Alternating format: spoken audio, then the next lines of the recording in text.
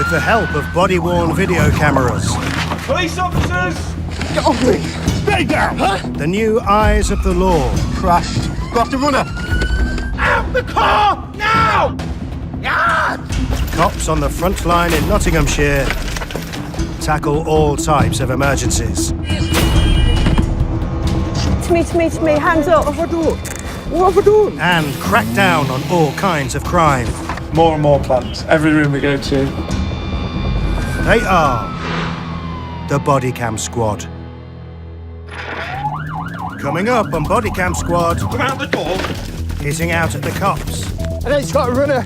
A wild axeman breaks free. A sozzled student Mate, I done nothing wrong. spits out his dummy. I've been spat at, punched, elbowed. And a violent shoplifter Come and step out this way for me, mate. is captured by chance. Are you kidding me? No, I'm being serious.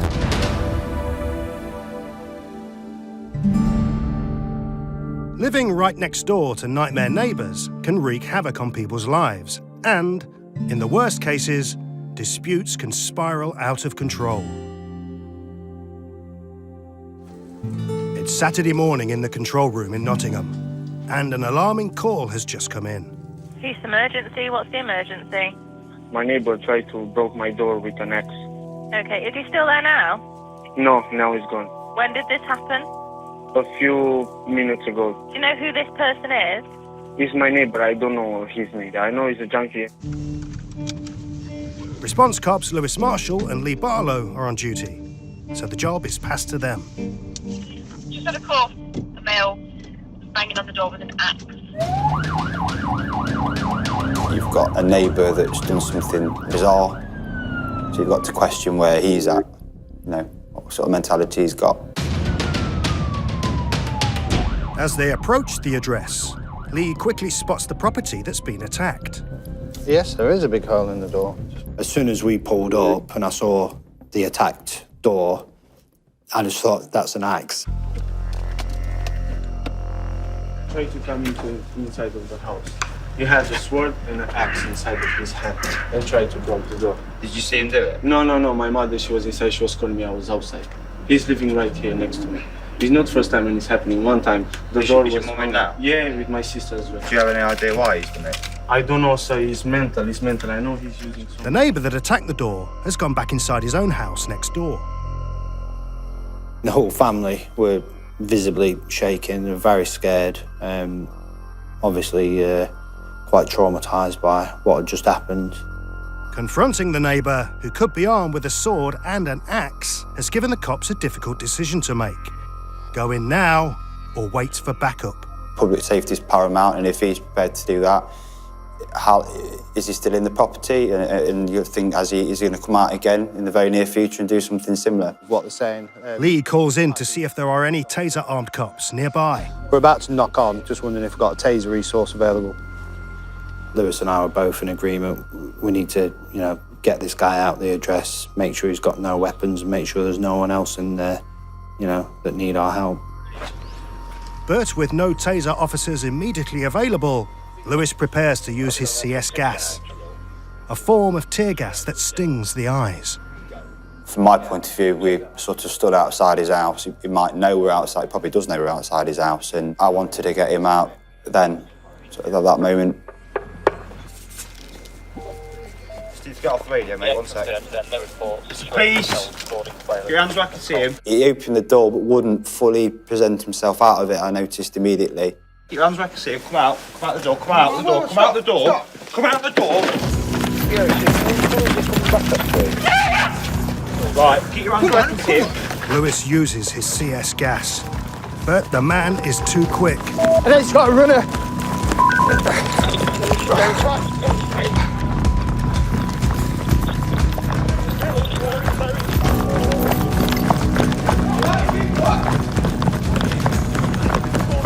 As he catches up with the runner, Lewis sprays the CS gas in his face. This time, the CS gas has hit the target, and the Axeman has been forced to stop. But he's not the only one with streaming eyes. I got a full face of it. The man's arrested, and restrained by other officers while Lee and Lewis search his house. Inside, using their body cameras to record evidence of anything they find, they quickly come across a small arsenal of deadly-looking weapons. In the front room, there's a machete and another axe.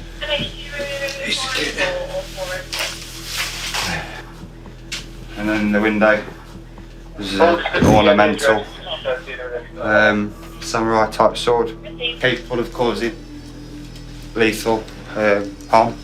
And there's something else in the hallway. We have confirmed just inside the door as well, there's appears to be a hand axe, which is consistent with the damage caused to the neighbour address. And hand axe in the house. Yeah, just on the inside of the front door. My thoughts were, he's been seen to have some weapons, that if he comes to the door, we need him out fast. So, with the information we've been armed with, I think it feels appropriate to try and pull him out. You know, reasonable force, and then as soon as he's got out, he started to swing, at which point I backed off and used my gas. Yeah, up in our car. Yeah. Quite a large hand axe, a very large machete, and then some kind of decorating tool, I suppose. All three. I mean, this one, you can still see the white plastic on the end of the axe. That's obviously come from the damage that he's caused to the next door. But very nasty tools. But the menacing weapons aren't the only things they find. In the kitchen of the man's house, another discovery is made that could shed some light on his behaviour. Looks like it's some kind of amphetamine, been kept in the freezer. He's obviously got a set of digital scales here where he's been cutting it up. And he'll be using that as some kind of cutting compound. So, yeah, suspected to be drugs. 10-4, we go again with the address. Doesn't appear to be intoxicated, so yeah, it may well be under the influence of some other substance, which is why he's done what he's done to his neighbour's house and why he's reacted to us the way he has when we've knocked on the door. So we'll seize that, we'll get it field tested, and that'll tell us exactly what it's going to be.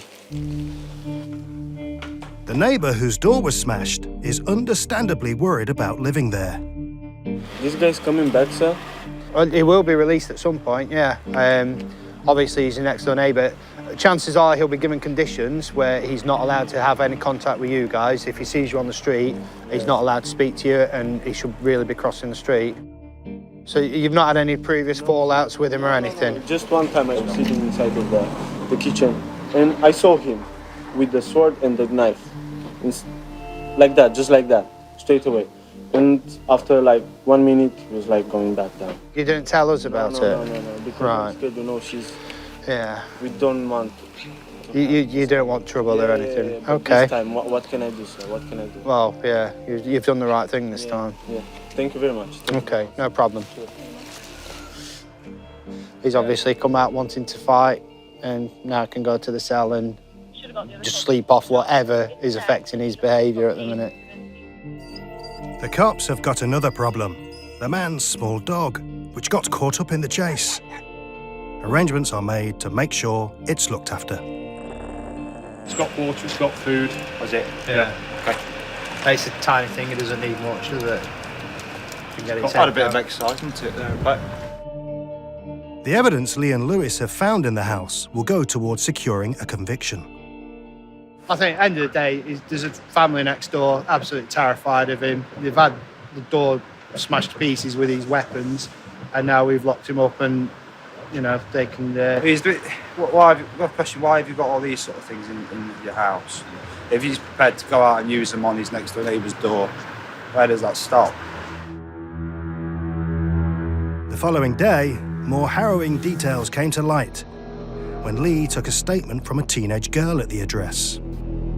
Turned out the sword, he'd actually pierced through the door and like thrust it through the entire door up to the hilt. And the 14-year-old girl was walking towards the door when the blade came straight through, and she's had to literally jump back to avoid being run through with it. During the scuffle with the axeman, as well as getting a face full of CS gas, Lee also got a fist in the face. It's the only time I've been punched in the face in 14 years. So I got punched by an offender and then CS by my colleague. The axeman pleaded guilty to criminal damage, possession of an offensive weapon in a public place, and assaulting a police officer. He is currently waiting to be sentenced. He is also still under investigation for being in possession of the drugs found in his kitchen. Coming up, a plastered politics student suffers alcohol-induced amnesia. Mate, I done nothing wrong. He's clearly forgot he was there earlier on and assaulted the landlord.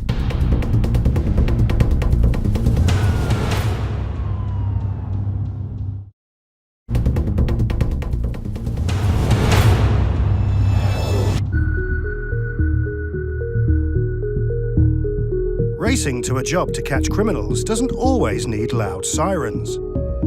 Sometimes a little bit of stealth is required. It's Sunday afternoon in the Carrington area of Nottingham, and Bodycam cops Lewis and Lee are back on the road again. Yeah, I see three men wearing a black hat and a black coat with a blue shirt on underneath. They're heading to an address where they hope to catch a burglar in the act. Just around the corner, there was a burglary yesterday. Offender is believed to have returned today for whatever reason in the back garden of the property. As they silently approach the scene, the cops are met by an off-duty officer. Get around the back now, it's still there.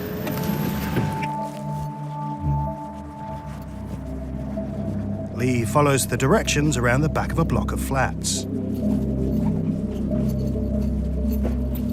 He's been told to look in a narrow alleyway by the side of some garages. Hello, mate.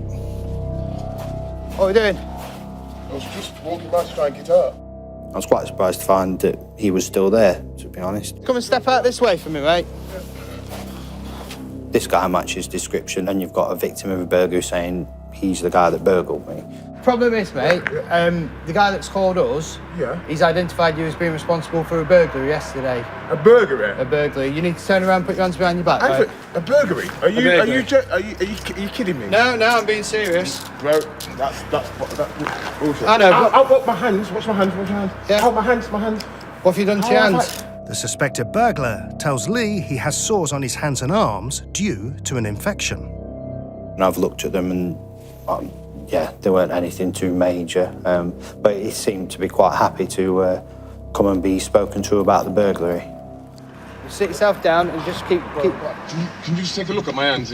Yeah, I know, I can see that you're missing some skin and stuff on your hand, aren't you? I'm innocent, I haven't done anything wrong. This is out of order. No, well, that's why you're arrested on suspicion, mate. I'm not saying you've done it, I'm saying that you're suspected of doing it at this time. My hands are killing, bro. Okay, so what you need to do, when you swing your legs in, just lean forward, that'll take the pressure off the cuffs. Okay? I can't believe it. That's it, and if you sit sideways, that's not too bad. You'll be all right like that. Okay. Just sit tight, mate. We'll be with you shortly. Lee radios in the suspect's details. It may be he's got nothing to do with it. We'll get to the bottom of that as and when. But for now, we'll just find out a bit more about him and what he's known for. Go ahead. Whether he turns out to be the burglar or not is the least of the man's problems. It's Whiskey Mike ×2. News is coming in of something more serious. Basically, he ascended boots, attempted to steal something. Security has tried to detain him, and he's assaulted the security guard on the way out by standing on his neck and then left. The incident happened 2 weeks ago and was all captured on the store's CCTV. He looks like any other Christmas shopper, putting several items from the gift aisle into his basket. But unlike most people, he walks out with the lot without paying. 3 days later, Christmas Eve, he comes back for a bit more Christmas shopping. But he's recognized by the security guard who tries to question him. He's not interested in any idle chit-chat, and in the process of barging his way out, pushes the guard over and stamps on him before escaping. The police later identified him from the CCTV and have been looking for him ever since. He's done for the assault and for the theft. Received, thank you.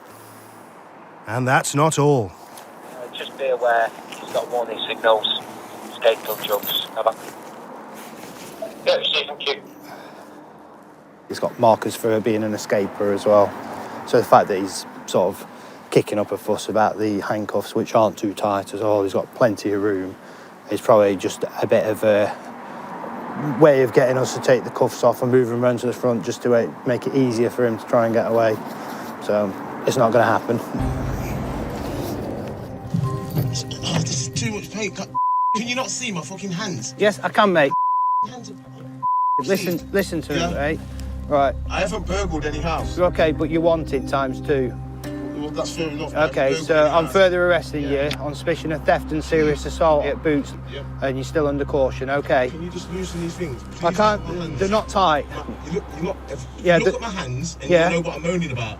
Yeah, I know what you're moaning about. You got broken skin. You haven't looked at my hands then, have you? Yeah, I've looked at your hands. You got broken skin. That's it. That's the end of it. Ridiculous, mate. Ridiculous. What was the fucking point in that? Why you done that for? While Lee has been with the suspect, Lewis has interviewed the burglary victim and checked out the area the fugitive was lurking in. So he's not been in the back garden, he's been around this path. But I'm suspecting there's some crack pipes from the bits. That's probably an area for dealing or whatever else. On the way to custody, the suspected shoplifter is high maintenance for the cops. Can I have a look at it now? Make sure you're all right. Why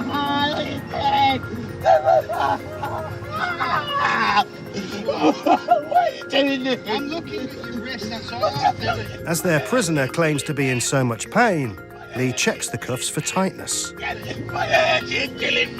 The cuffs aren't too tight, but Lewis decides to do a blue light run into custody, so they can be removed more quickly. So when the handcuff goes on, you have these two little pins here. Every handcuff key will have a little prong on there, which you then push into the hose, and they won't go any tighter, so it completely locks them, and that's called double locking, and it just prevents them going either way, so they stay the tightness that you've actually put them on. That's it. Yeah. In custody, the suspect is still distraught at his treatment. I'm going to get these cuffs off you, okay? Relax. You need to keep still. Fucking disrespected him. Fucking evil people, mate. I told you. Right, you need to keep still, mate. There's no need to react quite the way he did, but ultimately tried to make him as comfortable as possible. Got him down here as soon as we could and safely as we could. Got the cuffs off him as soon as was practical, really. Yeah, this is all right for these pricks, yeah. They're saying, oh, yeah, what are you moaning for? What are you moaning for? Entirely true, but there you go. It turns out he's well known to the police. Just 84 pages, previous convictions, so he's not going to comply with the bail conditions. So basically, if charges forthcoming, straight to court. Prolific offender, pretty much daily basis, he's up to something. Recently out of prison, probably will be going back in there. The man was de-arrested for the house burglary, but was convicted of shoplifting and assaulting the security guard. He was sentenced to a 10-week suspended prison sentence and ordered to pay costs and compensation totaling £225, which will be taken out of his benefits.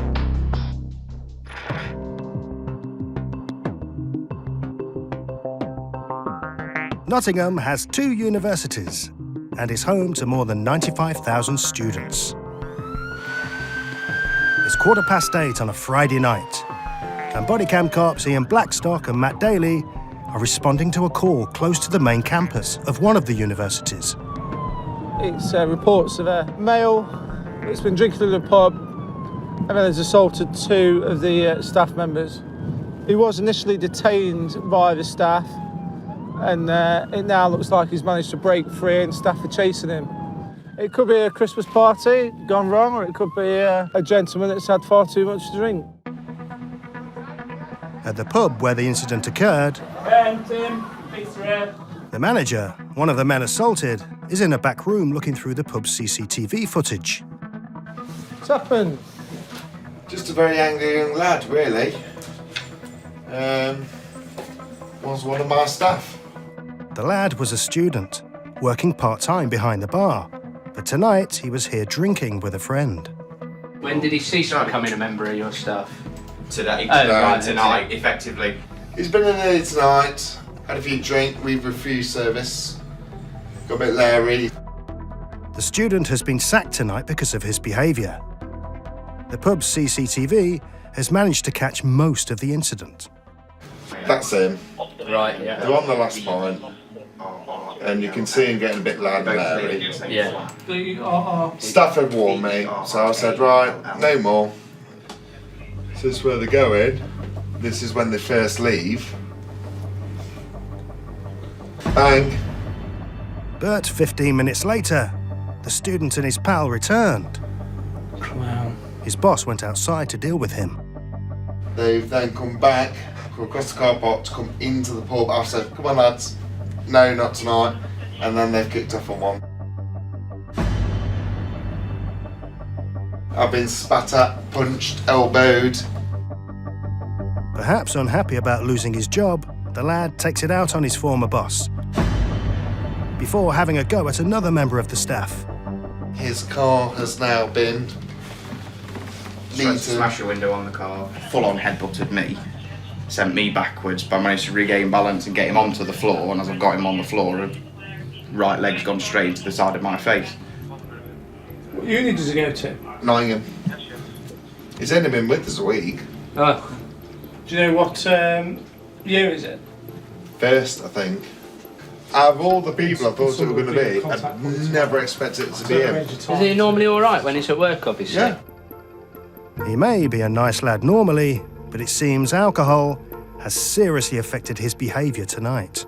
Yeah, had a bit to drink, hasn't he? There was their book. Here's the kid. Clearly had too much pop. You should stick to politics. This gentleman studying politics at Nottingham University. With our fine upstanding future leaders, possibly. And he's gone and assaulted these two gentlemen tonight. And it caused a bit of damage inside. Really could have had a hard week in uni, doing his lectures, been sick and tired of Brexit, now he's had a few to drink tonight and tried to take the world on. So we'll see what he's got to say when we catch up with him. Coming up, Ian does catch up with the student, who's not going anywhere quietly. I've done nothing wrong. I've done nothing wrong.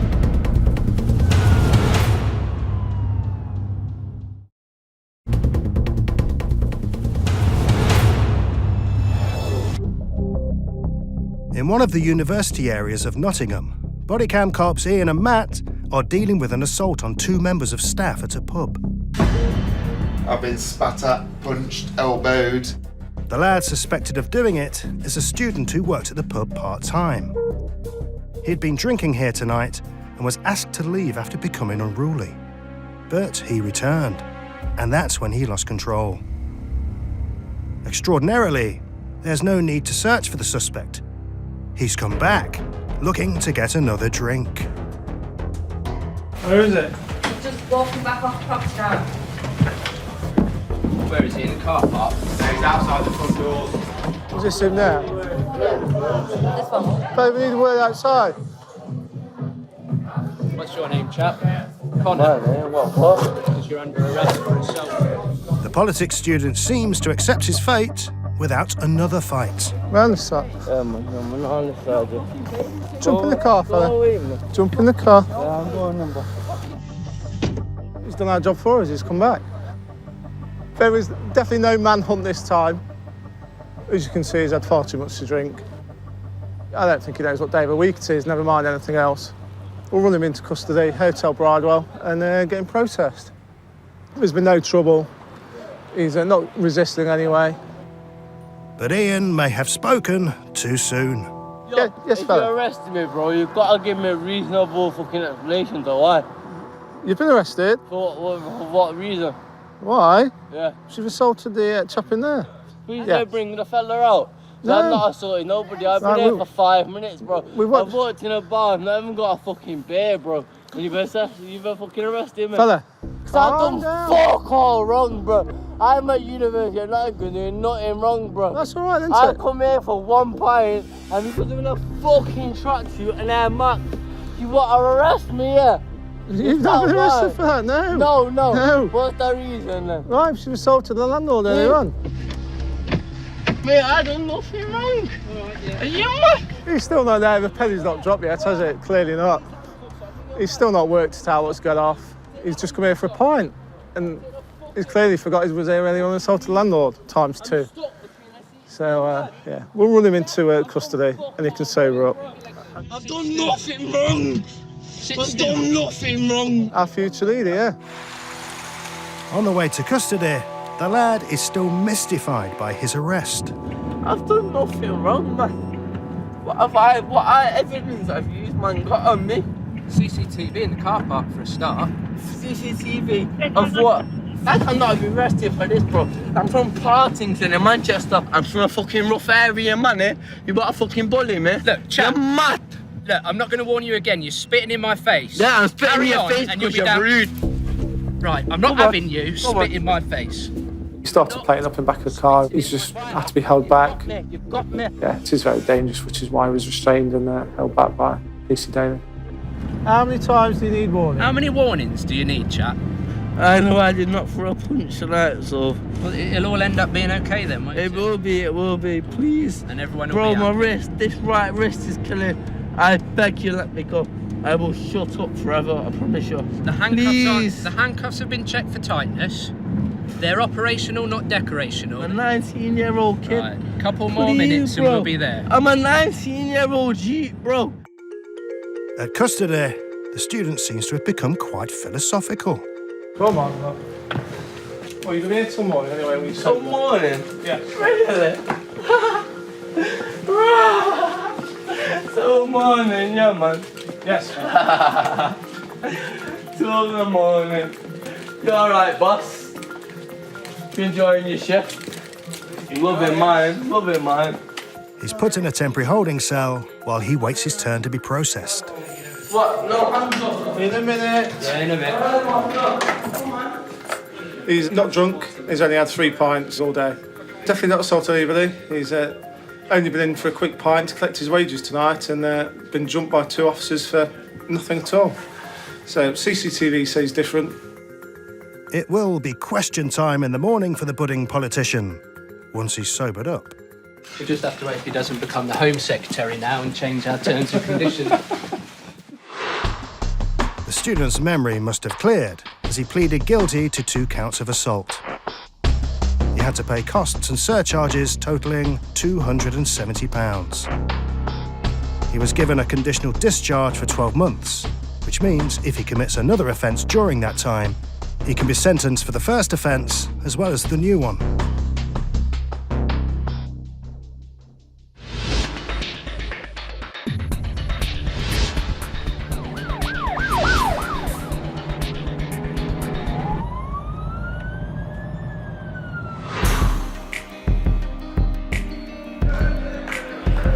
Weekend nights in Nottingham city centre are a busy time for the 1,000 or so taxis here, making sure any late-night revellers get home safe and sound.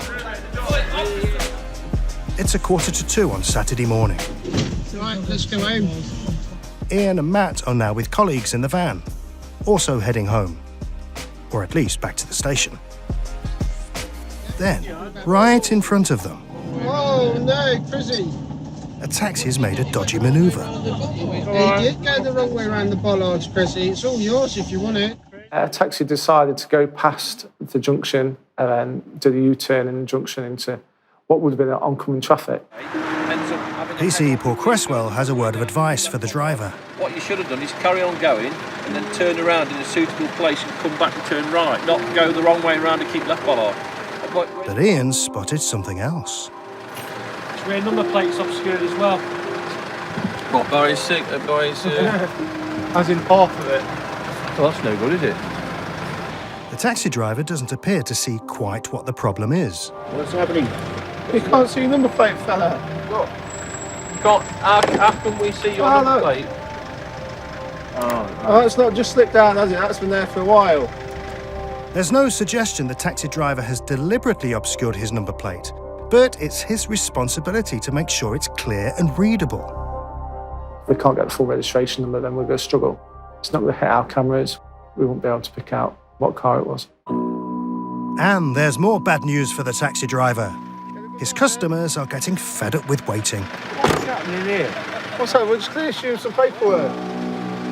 Look, we just got a taxi home. All I want to do is go home. Jump in then, keep warm. His fare's not happy now. Well, what's this about? If I was you, I'd go out there and catch some bloody criminals or somebody, rather than do what you're doing. Keeping you safe for your taxi. Did you say go and get some real criminals? Any road traffic matter, a lot of people come to the fences straight away, go and catch some real criminals. We do spend a lot of time going to road traffic collisions. On this occasion, if a car had been coming the other way, it would have gone head on and had a nasty collision. We don't want to be picking him up in pieces. I think he just wants to get home. But it's not just the passengers that aren't happy. Number plate is there. Number plate is there. Everything is there. Right. But they just need an excuse for the... It's not an excuse. You've got the wrong way around the keep left bollard. It's not right, is it? That's not going to stay on there, is it, sir? If he's going to do this silly stunt in front of us, then he should expect to get stopped. Just come over here where the light is on this van. The taxi driver is issued with a fine for obscuring his number plate.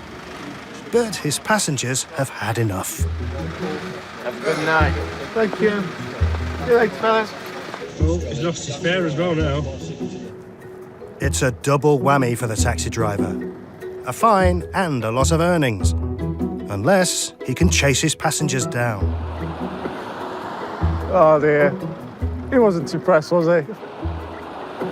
We can go home now. Now we've looked after our road users and always get it out, look. They've got that far and they've realised it's cold. I think the warmth of the taxi was calling rather than a walk home in the 0 degrees temperatures, which it is tonight. He's got his customers again, but I think it's probably just cost him 100 quid for his covering up his rear number plate. But now it's Ian who's been left out in the cold. That's it, colleagues off on the travels. It's not just a taxi driver that's going. Swines.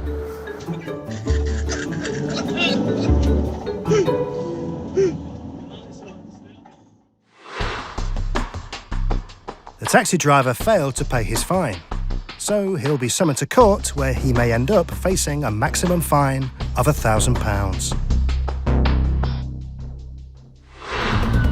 Coming up, a bodycam cop is subjected to verbal abuse of an extremely personal nature. Don't trust him, he's got to your areas and free.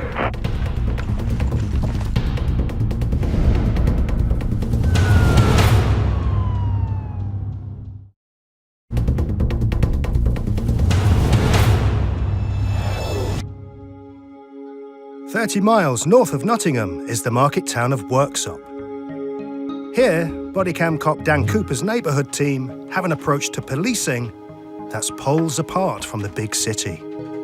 It's a bit different in the sense that you have a bit more time to deal with things, so whereas response will go and deal with a job there and then, that's it, job done till the next day or the next time they go to something. Whereas as a beat team, we look at the problem and why response keep going back and back to that job and try and resolve it. Today, Dan's team are sorting out the final details of a case they've been working on for the past 3 months. It's another neighbour dispute, but this time, the offender has been making life hell for the whole street. Worst affected is immediate neighbour Kirsty. It started with loud music, then it went to bigger things. He set his own house on fire, he poured petrol all over himself. Then he set his back garden on fire, which then I was obviously evicted from my property then at 11 o'clock at night with my youngest. My oldest has not lived at home for over a year now. He's stopped with my mum. He's scared he's going to wake up and my house is on fire. He turned around and said, "Mummy, I don't want to stop here no more." And obviously it's heartbreaking that coming from a 9-year-old. Extraordinarily, the police have been called to well over 100 incidents at the house. We all have gripes with our neighbours, or we can do, can't we? You know, loud music, but normal people go and knock on a door and say, oh, you know, I've got kids in bed, can you maybe turn it down? And any decent neighbour sort of says, oh yeah, fair enough, don't they? You go and knock on Carl's door and ask him to turn the music down, he'll probably start throwing stones at your windows. But now he's been evicted. Dan and PC Mark Topham are on their way to give the good news to the people who live on the street. He's one of the first people I actually arrested 12 years ago as a cop, and wherever he seems to live, he creates problems. The residents are going to be, well, extremely pleased, hopefully. And sure enough, Kirsty is hugely relieved to know she's finally rid of her nightmare from next door. Best Christmas present ever. I feel like all my Christmases have come at once. My big lad can come home. He don't have to go and sleep at his nanans no more. He can come home to me and his little brother. Yeah, give us a bell if you need us. I doubt you will do. See you later, mate. A recent survey suggests that as many as 2/3 of UK homeowners suffer with problem neighbours. In this case, Dan and Mark went to court using new sweeping powers brought in to deal with antisocial behaviour in our community. As a result, the property's been boarded up and their hard work has made a great impression on Kirsty. I just thought, obviously, these situations, the police come out, they dealt with it there and then that were it. It were over. Till the next incident, or the next one, or the next one. I didn't realise that they had the force to get him out of his home, just to protect me and my kids. It's been a huge success for the residents and the beat team. For the next 3 months, the privately rented house will be police property and no one will be allowed inside. Anyone entering without permission faces up to 6 months in prison. The final thing Dan and Mark need to do is tell the landlord even he can't go in. We're just going to go and tell him that he's not allowed to go back to that address. Go ahead. You back in workshop? But Control have a more urgent call for them. The change of plan, we've got to go and assist in Retford. A report of, I think it was 10 kids kicking off in KFC. I think every shift is unpredictable. You come in with a plan, think, right, I'm going to do this today. And it quite often veers off onto a tangent and then goes on from there. Plan B takes them to Retford, 10 miles to the east of Worksop. It's a smaller, quieter town, but that doesn't mean it's not without its share of incidents. By the time Dan and Mark reach KFC, the youths have scarpered, but they've left a trail of destruction. Dan takes details of the culprits from the staff. How many males, how many females, you know? About 5 males, maybe. I'm not quite sure exactly. That's all right, mate. It was in the corner. Happens quite quick as well, doesn't it? So. Yeah. With very little to go on, all Dan and Mark can do is look around for a gang of youths. All right, chaps, thank you very much. See you later. A group of about 6 or 8 people. They've caused some damage in there. We don't know who it was that actually damaged the chair. Somebody's thrown a chair on the basis that one of them was barred. Don't trust him, he's got to teach your area, he's a prick. Oh, that's not very nice, is it? As officers, we're supposed to have a bit of a thicker skin. You know, we get called names all the time. We can't hear you from over there, buddy, can we? Can't hear you from over there. For me, the important thing is public perception. So we decided we'd have a little word with the gentleman. But then he didn't want to talk to us anymore.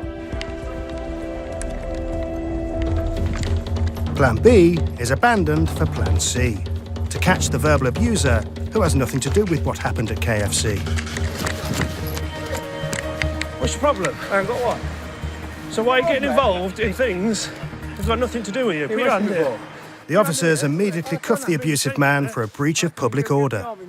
And it appears this is not the first time he's been arrested for this offence. You've been detained, mate, all right. What? I'm recording at the minute. Section 5? Yeah.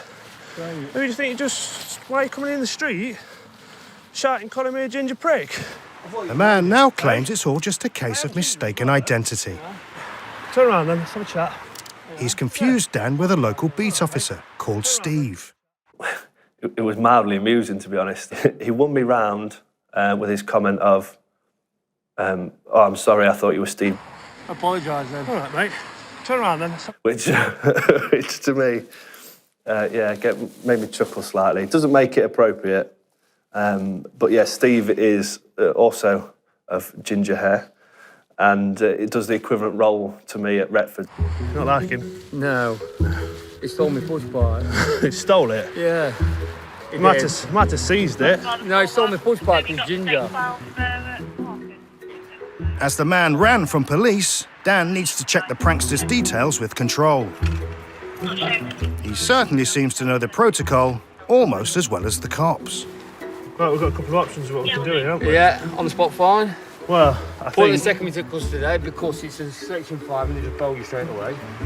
Send you to court. So it's a wasted trip to Mansfield or... I'd rather take the warning. With the previous history there that you could be... What previous history? Are you trying to say I'm a criminal officer? Well, don't want to cast aspersions, but you've been in trouble for it, haven't you? Never. The Joker may think he knows all about the law, but Dan has some words of warning for him. Funny, it's not appropriate to come out of a shop and start shouting at the cops, calling us pricks. All right then. And referring to my hair colour. What? That's a hate crime, That's isn't it? strawberry blonde. Well, all right, you're redeeming yourself slowly here. Right, do you want a kiss? Right, draw the line at that. The ginger hasn't quite come into a hate category yet, but I don't know, I might campaign that it should do. Because they always pick on that, don't they? I mean, I've got big ears as well, so I get it all. We say we've got two options. Yeah. You can be interviewed for a Section 5 public order and I'll send you to court. Or you can apologise to me now. I apologise for calling you ginger prick. Listen, shut your mouth. Right. Don't let it happen again and you well, go home. Trust me. Yeah? Come on then. Turn around then. And you're lucky, and I'll tell you for why. Any of the ladies out there? Listen. Yes, I'm going. Listen, I've given you more leeway than I would most people, so know when to shut up and go home. Yes, I'm going home. Right? I'm going home. Just go home.